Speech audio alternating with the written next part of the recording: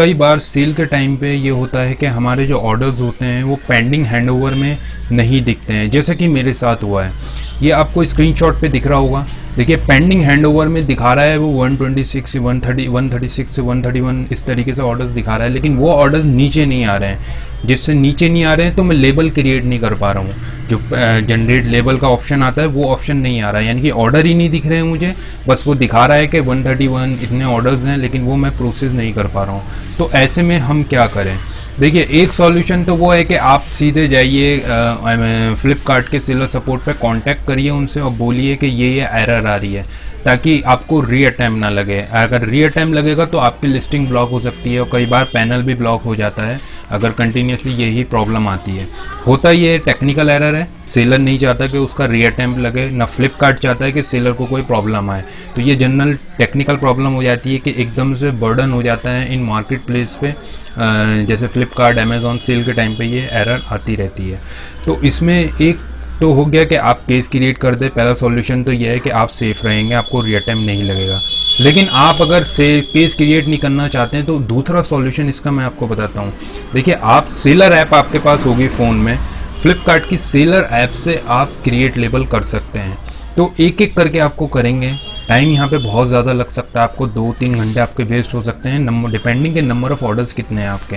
तो एक एक करके आप क्रिएट लेबल करते रहेंगे तो वो जो है पेंडिंग हैंडओवर से आरटीडी में आ जाएंगे सारे ऑर्डर्स आपके। तो सारे ऑर्डर्स आरटीडी में आ जाएंगे तो फिर आप उसको दोबारा से डाउनलोड कर सकते हैं लेबल, यानी कि आप लेबल डाउनलोड करेंगे और फिर मार्क आरटीडी करेंगे तो वो पेंडिंग हैंडओवर में आ जाएगा। तो सिंपल इसका सॉल्यूशन ये है कि आप फ़ोन से कर सकते हैं, और अगर केस क्रिएट नहीं करना चाह रहे हैं, यहाँ पे मैं इतना ही कहना चाहूँगा कि देखिए आपके पास हर एक चीज़ का सॉल्यूशन है, सिर्फ काम आपको कैसे करना है ये सोचना है कि अगर सिस्टम पे नहीं हो रहा है तो सेलर ऐप से आप काम करें, अगर सेलर ऐप से नहीं हो रहा है तो सिस्टम से आप काम करें। तो जनरली ये सेल्स के टाइम पे होता है, और ऐसा नहीं है पहली बार हो रहा है, कई बार ऐसा एरर आता रहता है। रिजॉल्व हो जाती है, आज बिल्कुल क्लियर है, आज सारे के सारे ऑर्डर मुझे शो कर रहा है जितना भी है, मैं सिस्टम से जनरेट कर सकता हूँ लेबल। लेकिन ये जो है जनरली सेल्स के टाइम पे आता है। तो ये बेस्ट सॉल्यूशन है। आपको केस भी क्रिएट, टिकट आईडी भी क्रिएट करने की ज़रूरत नहीं पड़ेगी, जो आपका टाइमिंग है उसके अकॉर्डिंग आप क्रिएट करके लेबल और अपने प्रोडक्ट शिप कर सकते हैं। तो सेल्स के टाइम पे आपको इस तरीके से काम करना है। अगर कहीं पे भी एरर आती है तो सिस्टम को छोड़ के आप फ्लिपकार्ट की सेलर ऐप पे या फिर अमेज़ॉन पे अगर ऐसी एरर आती है तो सिस्टम को छोड़ के आप सेलर ऐप के थ्रू काम करिए, आपका काम स्मूथ होगा, बहुत स्मूथ होगा, और आपको as it is order process कर सकते हैं जैसा आप सिस्टम पे करते हैं। बस थोड़ा सा यहाँ पे टाइम इन्वेस्टमेंट आपका ज़्यादा होगा, क्योंकि वहाँ पे एक एक करके आपको करना पड़ेगा सेलर ऐप में।